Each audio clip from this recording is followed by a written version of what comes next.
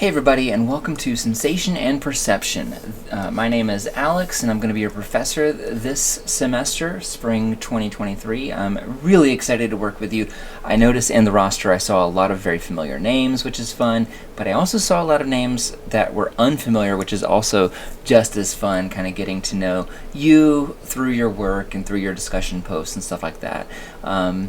Yeah, so let's get into it. What this video is going to be is just kind of a quick introduction to the class, and at the very end I'm going to kind of walk you through, or just kind of show you around Play-Doh, just kind of, in case you're not familiar with the system, you can kind of see where everything is. Alright, so let's get into it. I have a lot planned because, sorry, I'm going to let you look at this for a second. I'm not sure how well this illusion will work for you because you probably see my head somewhere over here in the top right of the video screen. That can sometimes disrupt it, but if you don't see it yet, just let your eyes kind of wander over this image, and it should appear as if it is moving. For most of you, almost all of you, it should appear that it is moving.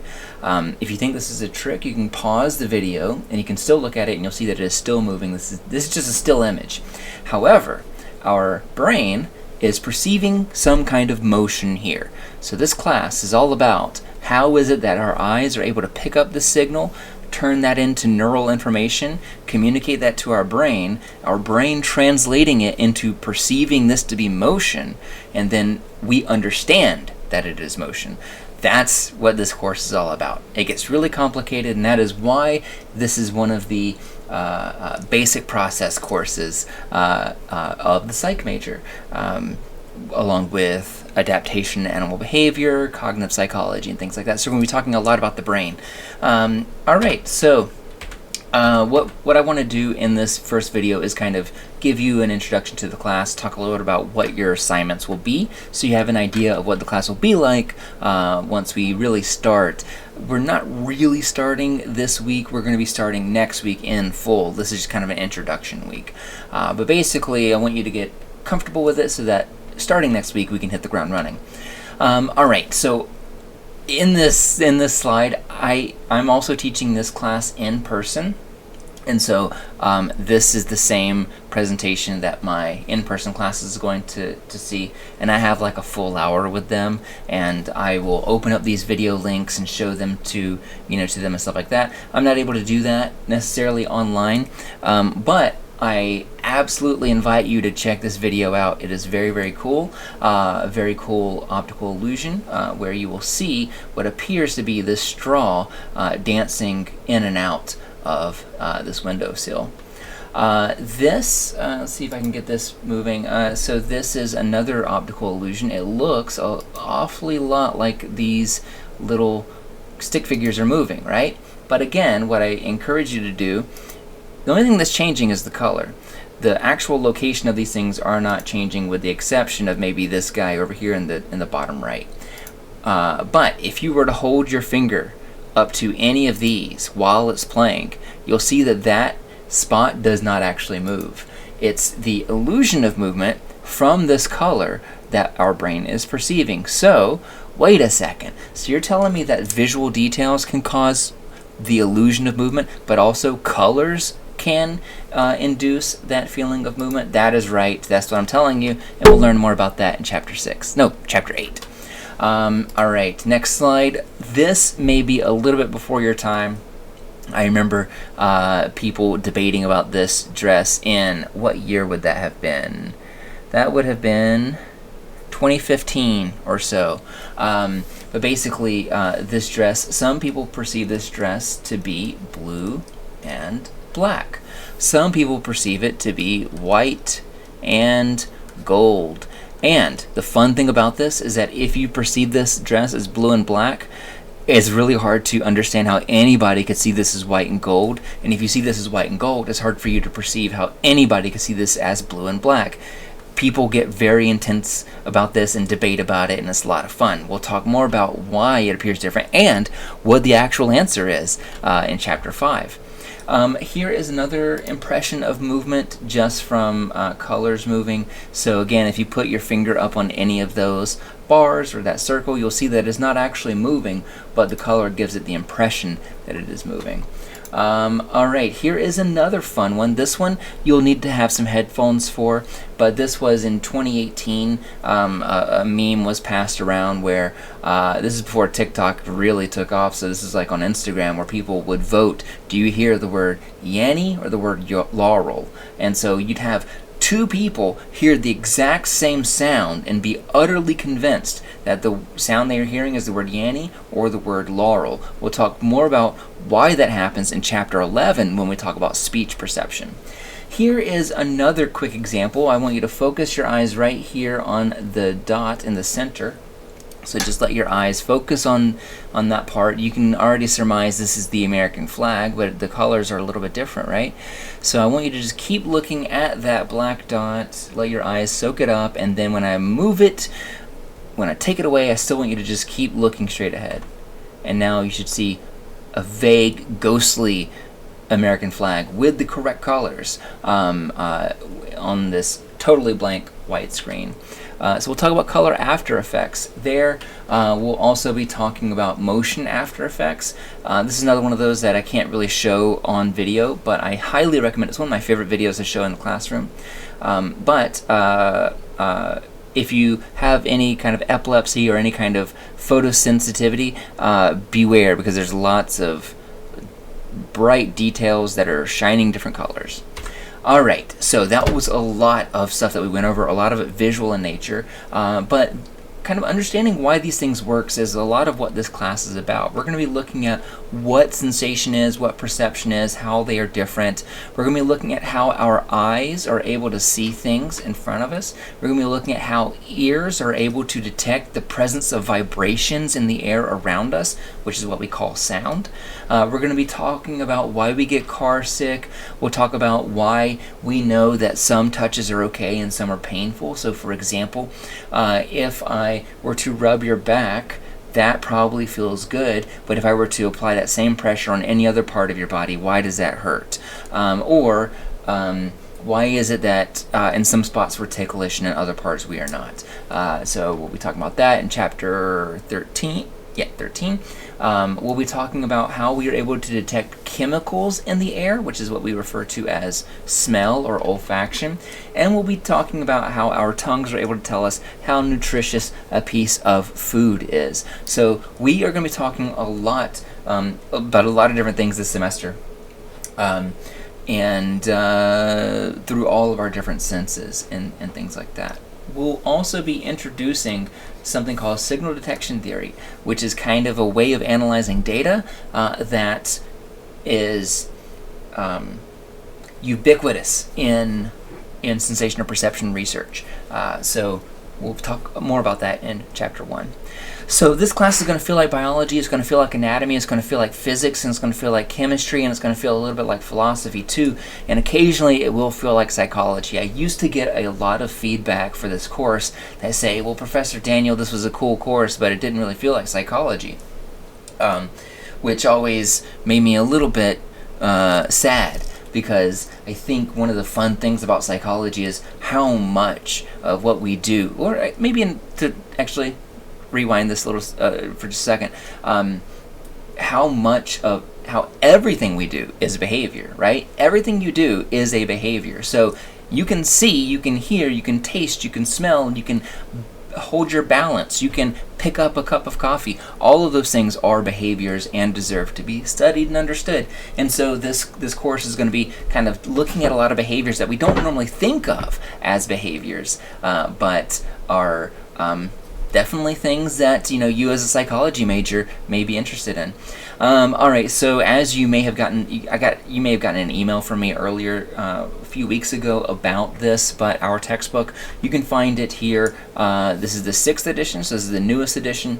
It is called Sensational Perception, and there's about a dozen sensation perception textbooks called Sensational Perception, so be careful. This one is by Jeremy Wolf. and colleagues. I am working from the 6th edition. It is totally okay if you check out the 4th or 5th edition. You do not need to buy it new. You do not need any access codes. You do not need any of that online stuff. All you need is just the book. I'm listing it as required because our chapter quizzes are coming straight from the book, and most of our lectures are kind of reiterating the hard advanced concepts of the book. So a lot of the basics in this class you're going to find here, and then a lot of kind of the more complicated things you'll find in the videos that I prepare for you. So the reason why I say beware here is because, honestly, as I mentioned in that email, I had to assign the 6th edition because the publisher no longer allows us to order the 5th edition. They want everybody to use the 6th edition. There's not actually that much difference between the 4th and 5th edition, so if you do get one of those, it's probably going to be totally fine. But I just wanted to let you beware that if I talk about certain pages or certain examples, that may not show up in your older versions of the textbook. Really, the biggest difference of the 6th edition, in case you're curious, which maybe one or two of you are, the biggest difference is that this has more emphasis on multisensory integration, so how our senses work together. And that was a criticism of the book because, as you'll see, it is divided very neatly into chapters. Those chapters are written by some of the most prominent scientists in their respective fields. So what does that mean? Basically, it means that Jeremy Wolf, this guy right here, if you were to if you were trying to form like an Olympic team for perceptual research, and you wanted to have like the vision guy, somebody who's the expert in the world on vision, you'd probably want to choose Jeremy Wolf. He'd be a great pick for that over in Massachusetts Institute of Technology and MIT. If you wanted to find the world's greatest scholar on taste and behavior, you'd probably want to talk to Linda Bartoshuk. She's the best when it comes to that stuff.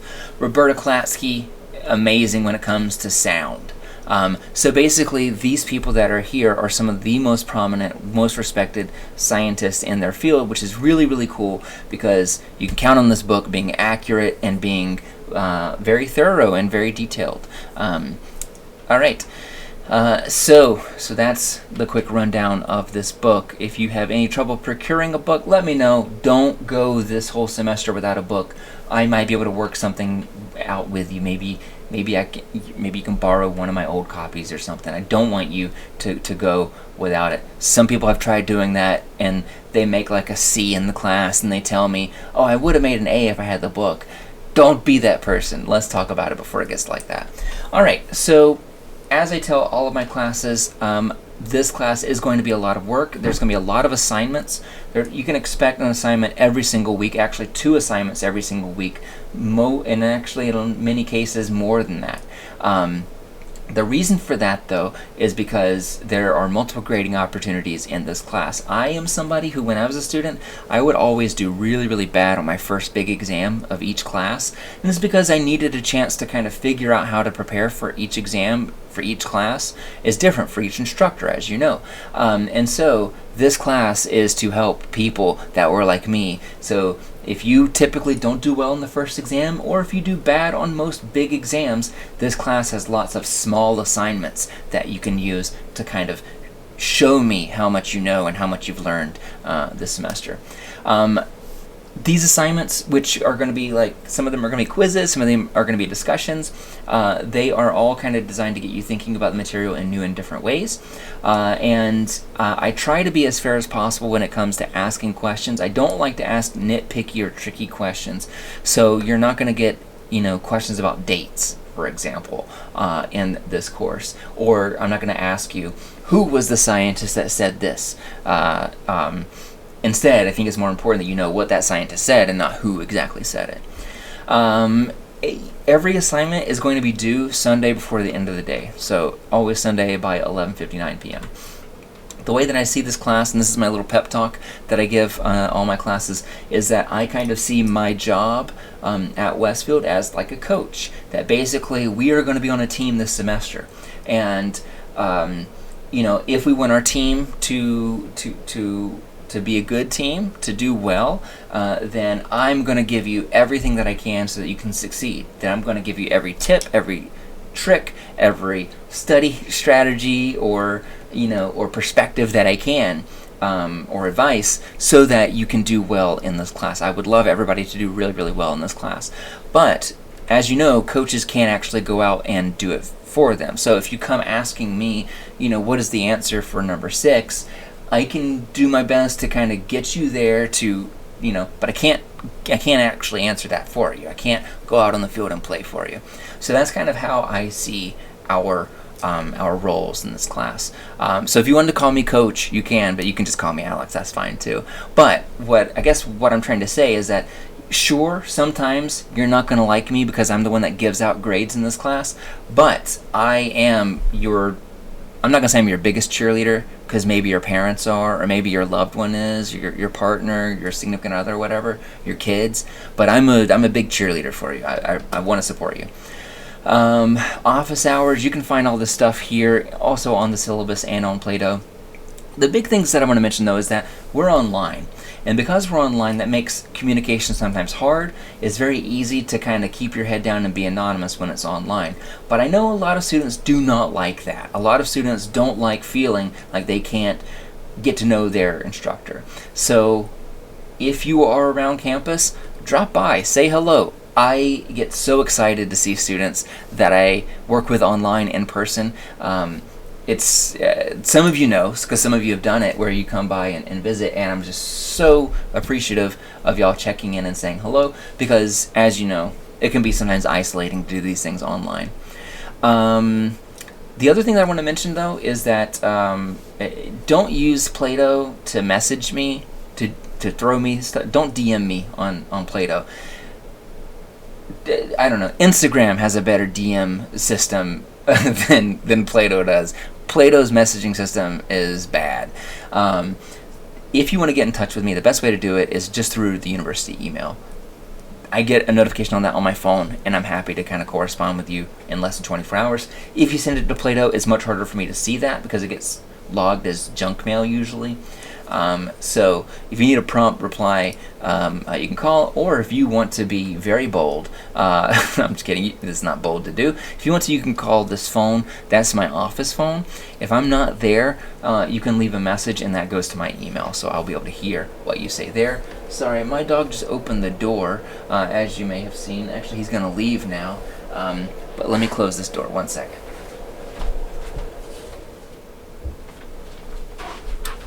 So that is, he just opened it again. 1 second, y'all.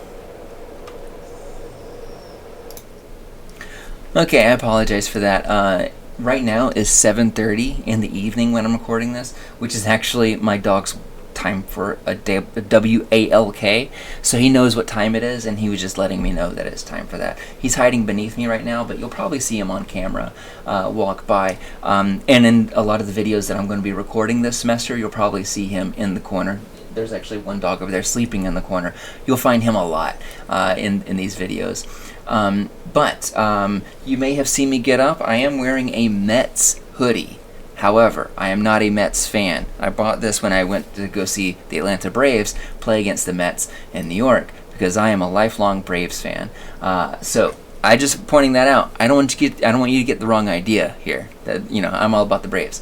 All right. So this is just a very tangential way of saying, if these office hours do not work for you, just let me know. I'm happy to schedule something else that works with you. Last semester, I met with somebody on a Saturday at 11 a.m. And I've met with people as late as 8 p.m. I don't want to necessarily, but I'm happy to do it if you feel like it is something that you need or something that is helpful for you. I know a lot of you are taking this online because you can't attend classes during the day. So we can meet at night. That's totally okay. I'm happy to work with you outside of these office hours. You can find my office here in this map that I drew. Y'all know how to find Wilson 105. It's over here in the front psych office. But that's just a little diagram to show you where to go. If you go into the front psych office, I'm at the very, very back. Alright, so what are you getting graded on this semester? Here is the grading breakdown. I made a nice little pie chart to kind of show you what you're being tested on and where your grade comes from. So the first thing I want to talk about are the 4 exams. There's going to be 4 exams this semester. Here I say that it's about 12 multiple choice. That's probably, I'm going to say, is a minimum of 12 and a maximum of 20 multiple choice questions, and usually between 5 and 8 short answer questions. I'll let you know whenever I make the exam, but it's going to be a balance of multiple choice and short answer. And basically everything in the class can appear on these exams. You're going to have some stuff that's from the textbook, maybe some stuff that's from the lecture videos, maybe some things that are from the readings that we do, the research articles that I assign, or the online discussions. So they really kind of come from anywhere. I'll put together a study guide so that you can target your studies for this and not be left in the dark. But you can kind of see that even though that 50% is very ominous, right? That's a big part of the pie, that each of these is actually a much smaller part of the pie. So it's okay. If you're like me and you're going to bomb exam number 1, that's okay, because it's only a very small part of your grade in the grand scheme of things. The final exam is not going to be cumulative. It's just going to be covering the last 4 chapters.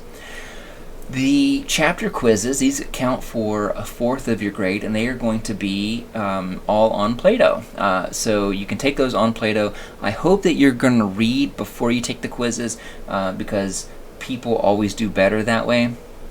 Trying to think of what else I want to say here. You have a full hour to do these. If you wanted to, you could open up the chapter and you could skim through it, and you could probably find the answers within an hour. So if you want to do it that way, that's okay. But if you want to get the most out of your studies, it's always best to kind of read before you take the quiz, and then when you take the quiz, you can have the book open next to you. And you know where to find things. And if it's a tricky question, then you'll kind of know, you'll avoid those kind of traps and those pitfalls. So I highly recommend reading before you take the quizzes, and not just waiting until the last minute to do that. But also that will give you a chance to, if you identify there's some problematic areas, then you can let me know, like, hey, I don't really understand lateral inhibition. Could you explain that before I take the quiz? And I would be very happy to do that. This 12 multiple choice is all based on the textbook, and you got 1 hour to do that. The chapter activities, these are going to be discussions that are posted on Play-Doh, and a lot of them are going to be kind of cognitive and perceptual tests. So like trying to, like recognize faces, or trying to discriminate the difference between a high-quality audio stream and a low-quality audio stream.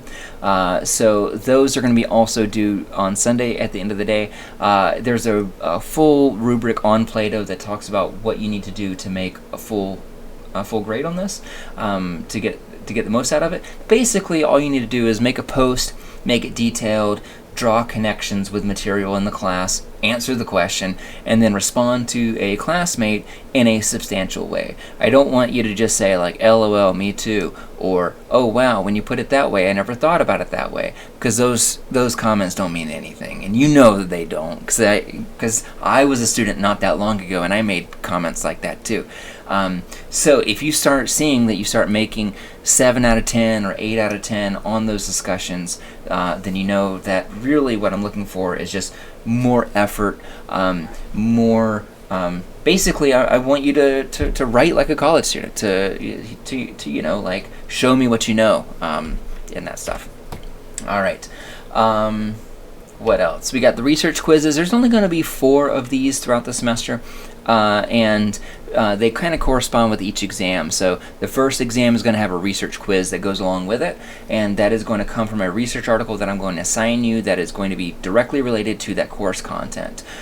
So these articles are not easy, and I chose them not because they were meant to be easy, but because they were meant to be reflective of the research in these fields. And so they're not going to be super easy, even though you'll be able to answer questions in real time. Like you can open up the quiz and then like have the article next to you, and you can try to answer it that way. You're going to run out of time if you do it that way. So I would highly recommend reading this first and then taking the quiz with the article right next to you. All right, and then other details, if you have any kind of accommodations, let me know. I'm happy to work with you on those things. There isn't really a makeup policy because everything is posted at least 14 days in advance. So right now you'll see that Chapter 1 is already posted in full, so you can work ahead of schedule if you want to. But if there's some kind of emergency, just feel free to email me and we can work through it. I don't have any kind of tolerance for plagiarism on exams or on discussions or anything like that. There were a couple of students last semester that got into huge trouble and ended up having to retake one of my courses because they plagiarized. What I will say though is it's okay when you're taking an exam. It's okay to Google for help. It's okay to look for other material and other content online. It's okay because you're going to be doing that in the real world. You know, it's just a fact of it's just the way the life is now. But if you find an answer and you want to just kind of reword it or reinterpret it, retranslate it or whatever, and into your own words, that's okay as long as you let me know where you got that from. And that's because that's what scientists do, right? Scientists, when I want to try to convey a definition of what memory is, I'll find a definition that somebody else in the scientific community wrote and was agreed upon by their peers, and then I will use that as my definition. And I will cite where I got that from. So I just want you to do the same thing too. So if you're worried about plagiarism, you can always email me to make sure. But when in doubt, it's always best to cite your sources. All right, then the first week of class. You can find. Actually, hold on. So I say first week of class, but really the first week you can find here in the course calendar. We don't really have anything due this Sunday. It's just kind of a welcome to the class syllabus week. But starting next week, that's when you'll start having things due. So you can find the course calendar in your syllabus, but also you can find it here on Plato. But wait a second, where's the course syllabus? You can find that in the Start Here course info page. You can find it right there. You can find that discussion rubric I mentioned right there as well. You'll also be able to find this video posted below here too. If you want to start working ahead early, you can find Chapter 1 is right here, and you're going to see that the way that I structure these is going to be very similar each week. You're going to have a chapter quiz, a discussion, the lecture slides, and then beneath that the lecture videos. I haven't uploaded and posted them yet, but they are going to be coming by the time I send this video to you. The research quizzes you will be able to find here, so you can find the first one is ready for you, and each of these comes with, as you can see, a research article, so you can find that there, and then the exams, whenever they are posted, you'll find those there as well. So that's what you should be able to see right now. What else? The grades, you can see lots and lots of grades. As I mentioned, there's lots of grading opportunities. You can find the Contact Me page here, the announcements. Y'all probably know how Plato works by now, but if you have any questions on navigating this, just let me know, and I'd be very happy to answer those for you. Or if you just want to send a quick little note saying, hey, I really like these banners that you made for each chapter. That seems like it was a lot of work for very little payoff. I will email you back and say, thank you, but sometimes work in and of itself is reward enough. That's what my dad taught me. All right, that's all I have for you today. If you have any questions, let me know. Otherwise, I hope you have a fantastic first week back here at Westfield, and I will see you on Plato. Bye, everybody.